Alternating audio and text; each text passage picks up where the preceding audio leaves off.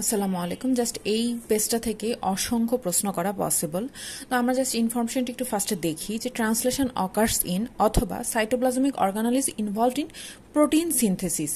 Protein সিনথেসিসে involve কোন কোন organelle? Ribosome, rough endoplasmic reticulum and mitochondria. আর এই যে প্রোটিনটা সিনথেসিস হলো সেটার পোস্ট ট্রান্সলেশনাল মডিফিকেশন কোন কোন অর্গানালিতে হয়? একইভাবে রাইবোজোম, রাফ এন্ডোপ্লাজমিক রেটিকুলাম আছে, সাথে এক্সট্রা এখানে গলগি অ্যাপারেটাস, অর্থাৎ ডিফারেন্সটা কিন্তু মাইটোকন্ড্রিয়া এবং গলগি অ্যাপারেটাসে। এইখান থেকে প্রশ্ন আসতে পারে which is not true about mitochondria, সেক্ষেত্রে অ্যান্সারে আসতে পারে পোস্ট ট্রান্সলেশনাল মডিফিকেশন। একইভাবে আসতে পারে যে which is not true about Golgi apparatus, সেই ক্ষেত্রে অ্যান্সার হবে যে প্রোটিন সিনথেসিস, কারণ গলগি অ্যাপারেটাস প্রোটিন সিনথেসিস করে না। একইভাবে মাইটোকন্ড্রিয়াও কিন্তু পোস্ট ট্রান্সলেশনাল মডিফিকেশন করে না।